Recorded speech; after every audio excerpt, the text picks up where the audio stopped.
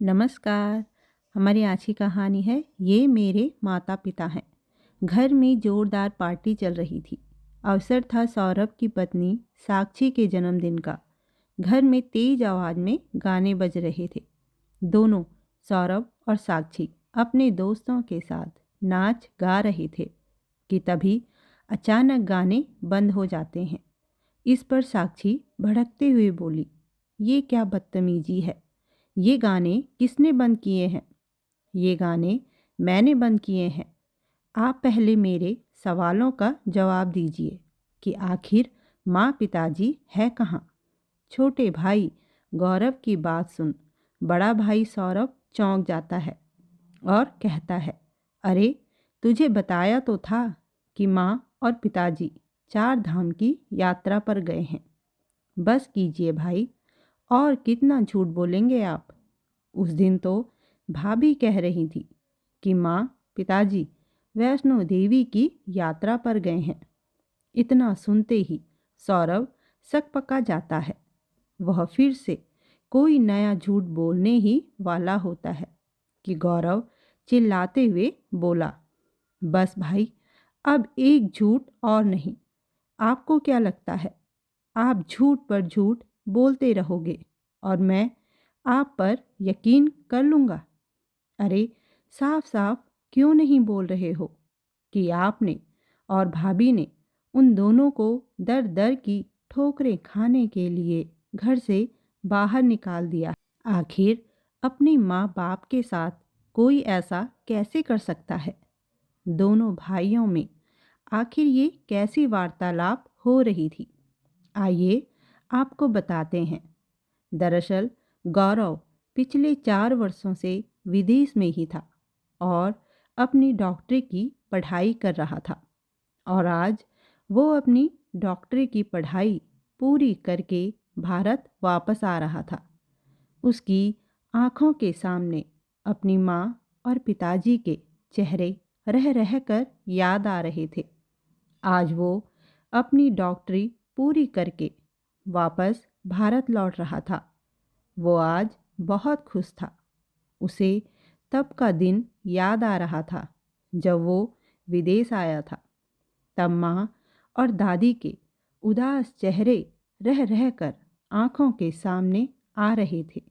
और इस दौरान करीब 10 महीने पहले ही उसकी दादी की मृत्यु हो गई थी।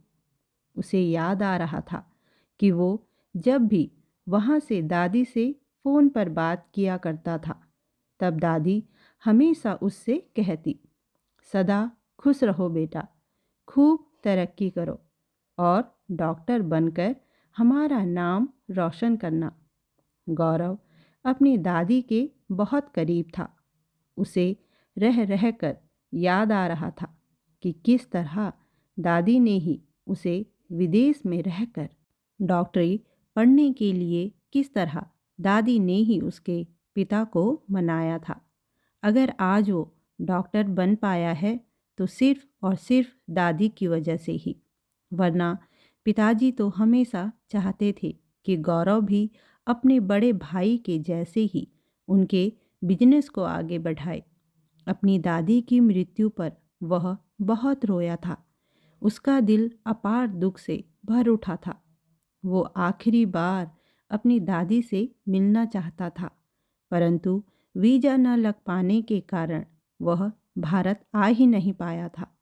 उसके मन में अनेक विचार चल रहे थे। वह सोच रहा था कि जब मैं घर पहुंचूंगा तो उसके माँ और पिताजी उसे यूं अचानक अपने पास देखकर कितने खुश हो जाएंगे। और जब उन्हें ये मालूम पड़ेगा कि मैं एक बड़े अस्पताल में डॉक्टर के तौर पर नियुक्त हो गया हूँ, तो उनकी खुशी का ठिकाना नहीं रहेगा। उसे याद आ रहा था कि कैसे पिताजी ने अपनी ज़मीन को गिरवी रखकर उसके डॉक्टर बनने के सपने को पूरा किया था। माँ ने तो अपने गहने तक बेच दिए थे। अब मैं माँ के लिए पूरे गहने बनवाऊंगा। इन्हीं ख्यालों में गुम जब गौरव घर पहुंचा तो देखा कि घर में कोई नहीं था। कुछ देर बाहर इंतजार करने लगा, उसने अपने पिता को फ़ोन मिलाना चाहा, लेकिन हर बार की तरह उसके पिता का फ़ोन नॉट रीचेबल आ रहा था। वो सोचने लगा कि पूरे 1 महीना हो गया है, मेरी ना ही माँ से और ना ही पिताजी से बात हो पाई है। इतने में सजी धजी उसकी भाभी साक्षी आती हैं, जो गौरव को इस तरह अचानक देख सक पका जाती है और कहती है, अरे गौरव, तुमने तो आने से पहले बताया भी नहीं कि तुम आने वाले हो। तुमने तो कहा था कि तुम कुछ साल वहीं रहकर नौकरी करोगे और अभी आपका इंडिया आने का कोई प्लान नहीं है। गौरव की भाभी घर का ताला खोलते हुए बोलती हैं, हाँ भाभी, लेकिन मेरा मन यहाँ अपने भारत में रहकर जॉब करने का है और सच कहूँ तो परिवार से दूर मन ही नहीं लगता है। इसलिए मैंने इंडिया में नौकरी करने के लिए अप्लाई कर दिया है और अब आपके देवर को यहाँ के ही एक बहुत बड़े अस्पताल में डॉक्टर के तौर पर नियुक्त कर लिया गया है। यह सुनकर साक्षी की आंखें फटी की फटी रह गई। दरअसल मैं आप सभी को सरप्राइज़ देना चाहता था, इसलिए मैंने किसी को नहीं बताया कि मैं आ रहा हूँ। ऐसा कहते हुए गौरव अपनी माँ पिताजी के कमरे में चला गया। वहाँ लगी दादी की तस्वीर को देखते ही उसकी आंखों में आंसू भर आए।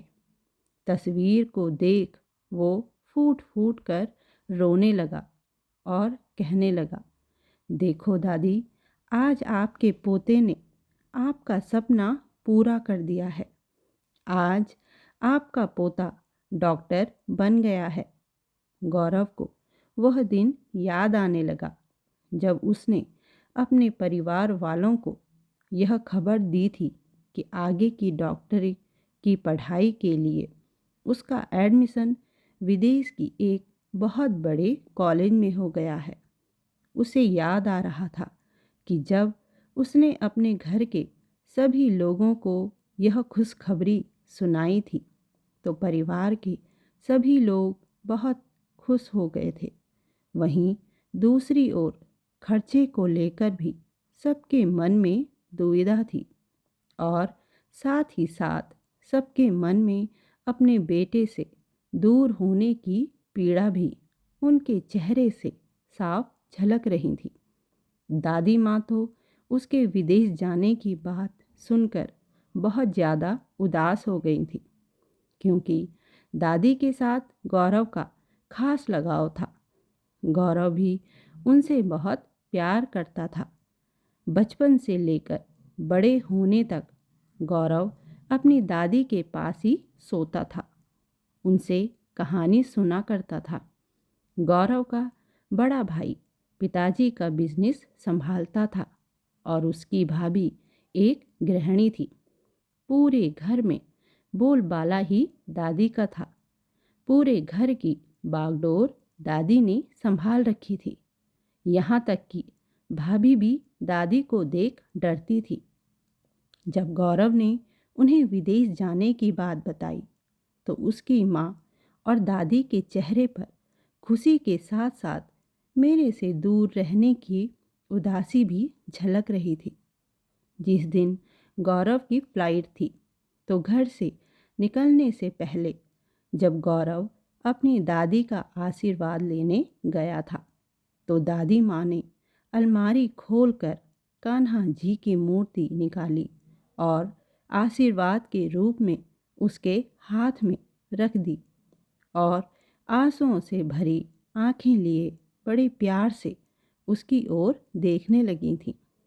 तब गौरव ने भावुक होकर कहा था, दादी माँ, परेशान होने की कोई ज़रूरत नहीं है, मैं मिलने आता रहूँगा। गौरव को विदा करते समय घर के प्रत्येक सदस्य भावुक हो गया था।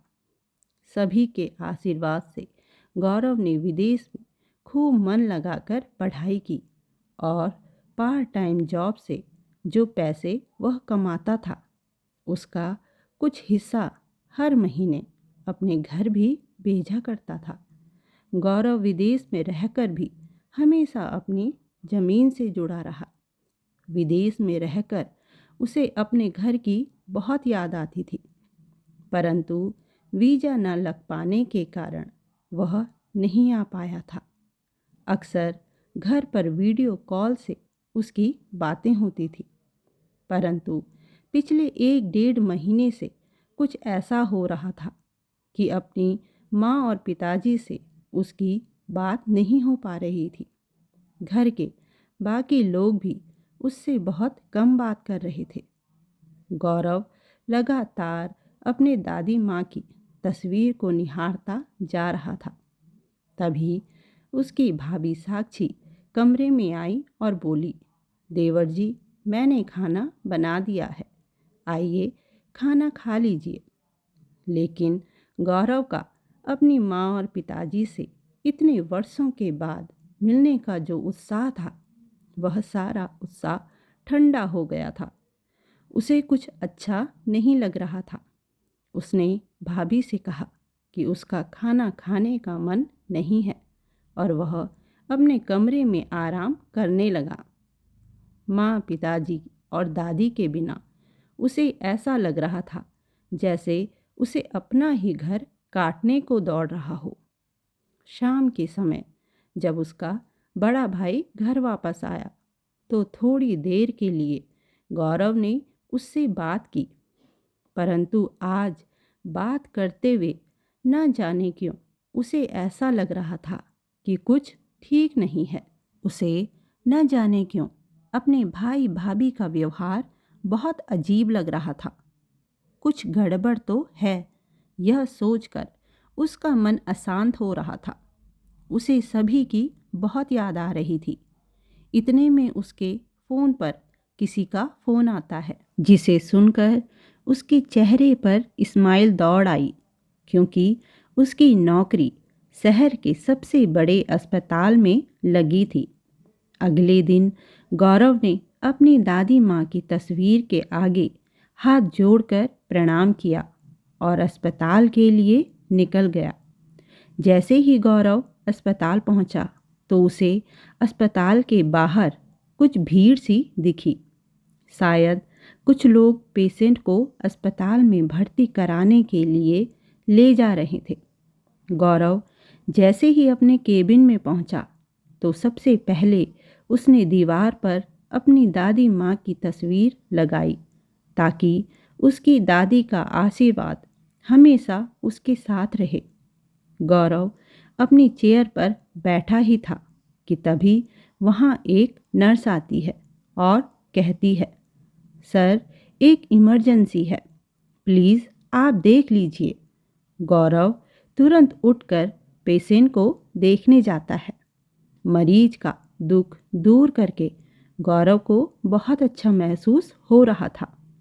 दोपहर के समय जब मरीजों का हाल जानने के लिए अस्पताल में राउंड पर निकला तो अस्पताल के बेड पर लेटे एक बुजुर्ग को देखकर उसका दिल करुणा से भर आया। उन्हें बुजुर्ग के कुम्हलाए हुए शरीर को देखकर लगा कि जैसे वह कुछ जाने पहचाने हैं। वो बुजुर्ग दीवार की ओर चेहरा किए सो रहे थे। जाने क्यों उन्हें देखकर गौरव को कुछ आकर्षण सा महसूस हो रहा था। गौरव जब केबिन की ओर वापस आने लगा, उसी समय उसने देखा कि एक सफाई कर्मचारी किसी बुजुर्ग महिला पे चिल्ला रही थी। अचानक गौरव के कानों में एक कर्कश आवाज़ सुनाई दी। उसने देखा कि अस्पताल की सफाई कर्मचारी एक अधेड़ उम्र की बुजुर्ग महिला पर जोर जोर से चिल्ला रही थी, दिखाई नहीं देता क्या आपको? मैंने अभी अभी तो यहाँ पर पोछा मारा है और तुमने इसे सारा गंदा कर दिया। पता नहीं कहाँ कहाँ से आ जाते हैं ये भिखारी लोग। अरे, औकात तो होती नहीं है यहाँ इलाज करवाने की। जाने क्यों आज जाते हैं यहाँ। वह बुजुर्ग महिला चुपचाप उसकी बातें सुन रही थी, जिसके बदन में जगह जगह से फटी हुई साड़ी थी।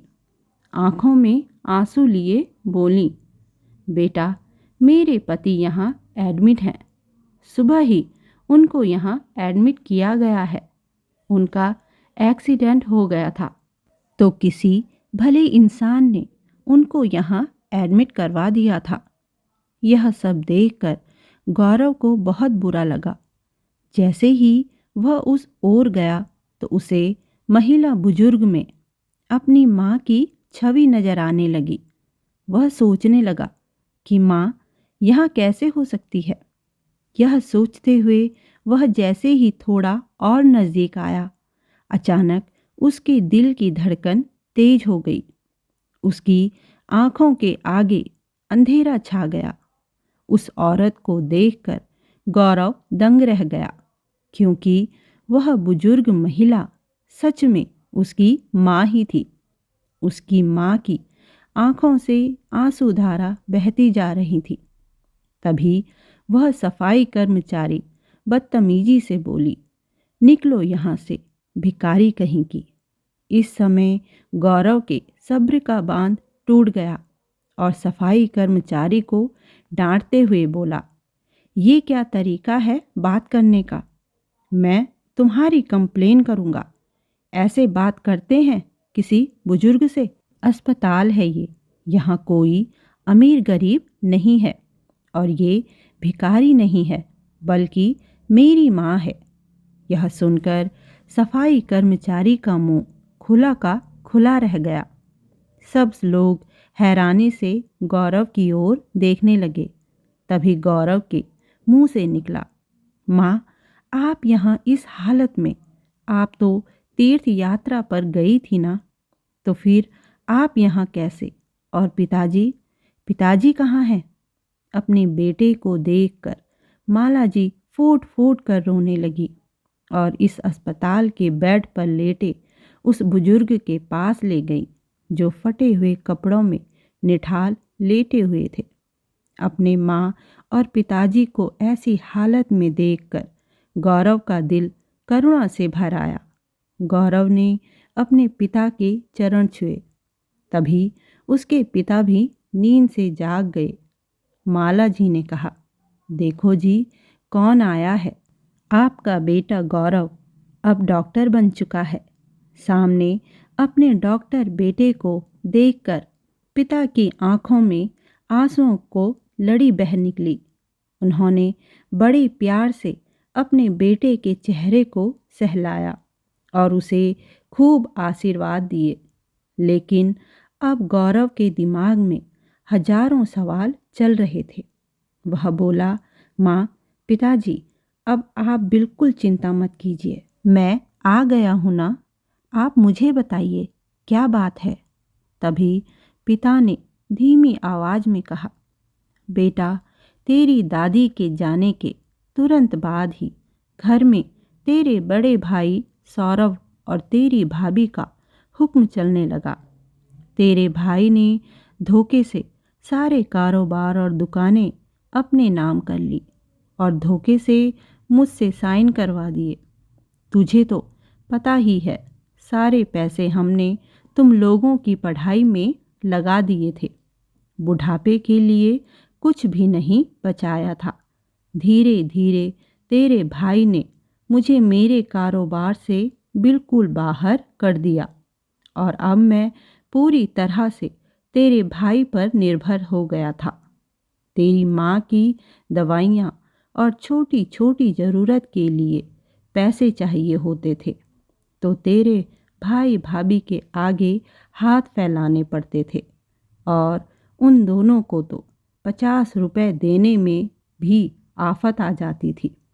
तेरी माँ घर के सारे काम करके रात तक थक जाती थी। उसे ना आराम मिल रहा था और ना पेट भर खाना मिल रहा था। तेरी माँ 6 लोगों का खाना 3 टाइम बनाती थी, लेकिन जब हम दोनों खाना खाने बैठते तो 10 बातें सुनाती थी। अगर मैं कुछ कहता तो घर में क्लेश होने लगता और सौरभ के भी कान भरने लगती बहू। कहने लगती, कोई काम धंधा तो करते नहीं, बस मेरी छाती पर बोझ बनकर बैठे हुए हैं तुम्हारे माँ और पिताजी। अब इन लोगों के साथ मैं नहीं रह सकती हूँ। आए दिन तो बीमार पड़े रहते हैं। मेरे बस का नहीं है इन दोनों को बैठा बैठा कर खिलाना।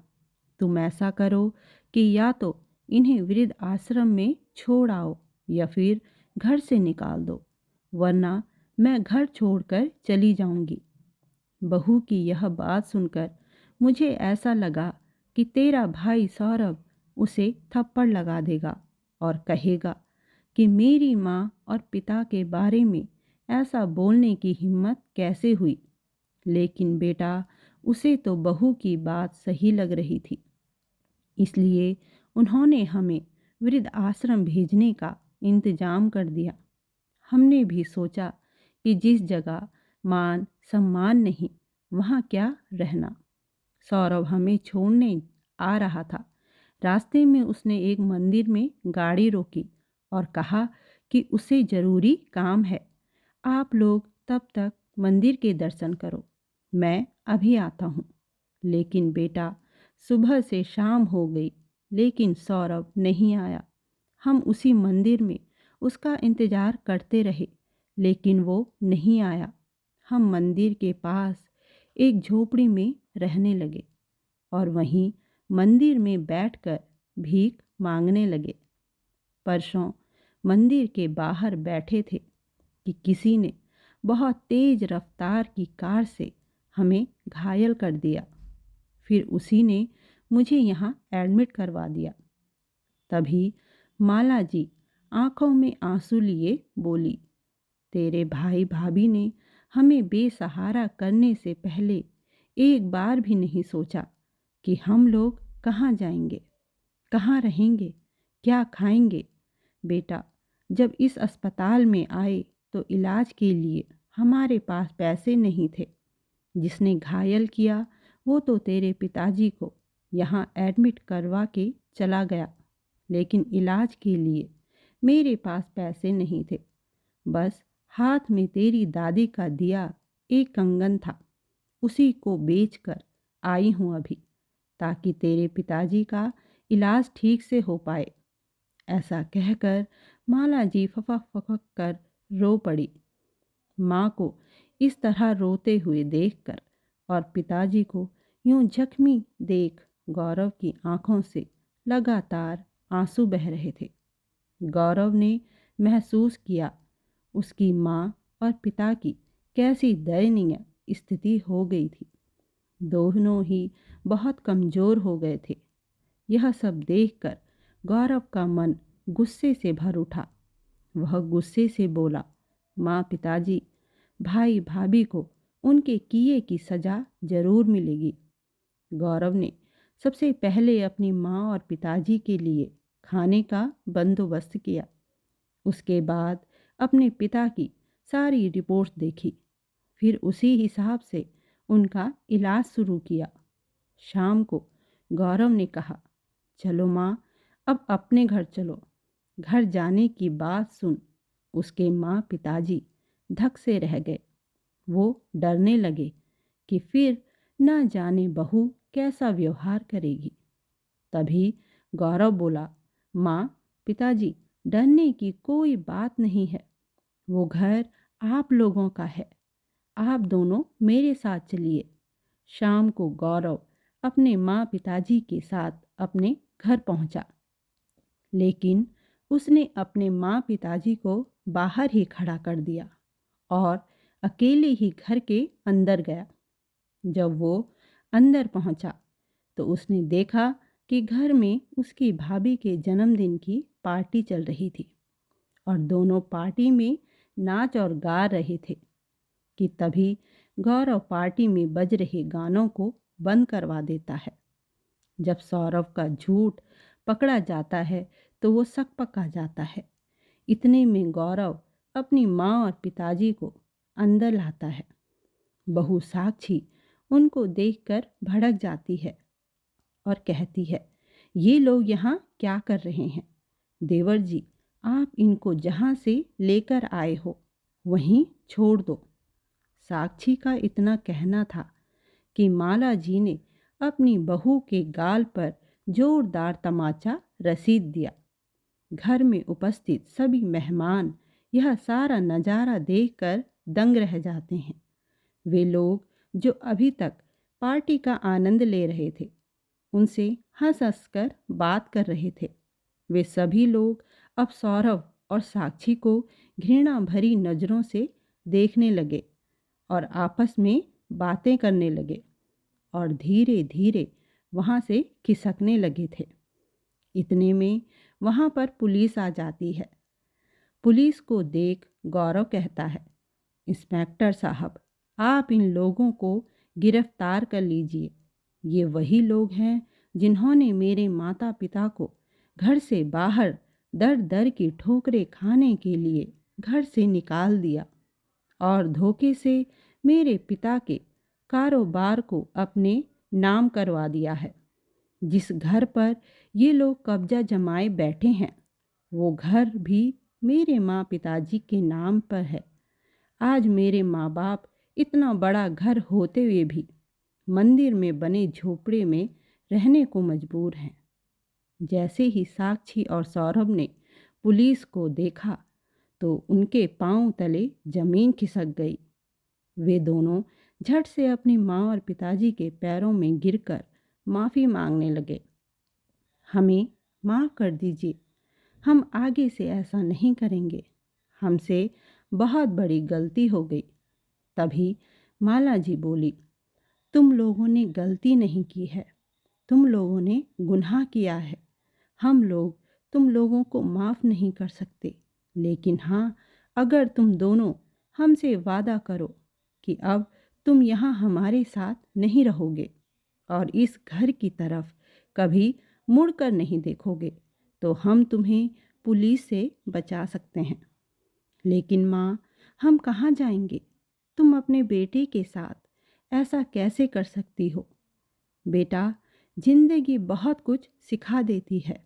जैसा व्यवहार बच्चे अपने माँ बाप के साथ कर सकते हैं, वैसा ही व्यवहार माँ बाप अपने बच्चों के साथ कर सकते हैं। आखिर हमने तुमसे ही तो सीखा है। अब अपना सामान निकालो यहाँ से और अपनी शक्ल भी हमें कभी मत दिखाना। आज के बाद हमारा एक ही बेटा है। साक्षी और सौरभ के व्यवहार ने एक माँ बाप को कठोर बना दिया था। सौरभ और साक्षी दोनों माला जी के आगे बहुत गिड़गिड़ाए, लेकिन अब बहुत देर हो चुकी थी। उन्हें उनके कर्मों की सज़ा उन्हें मिल चुकी थी। धन्यवाद दोस्तों। कहानी पसंद आई हो तो कमेंट, लाइक, चैनल को सब्सक्राइब ज़रूर करिएगा। धन्यवाद दोस्तों।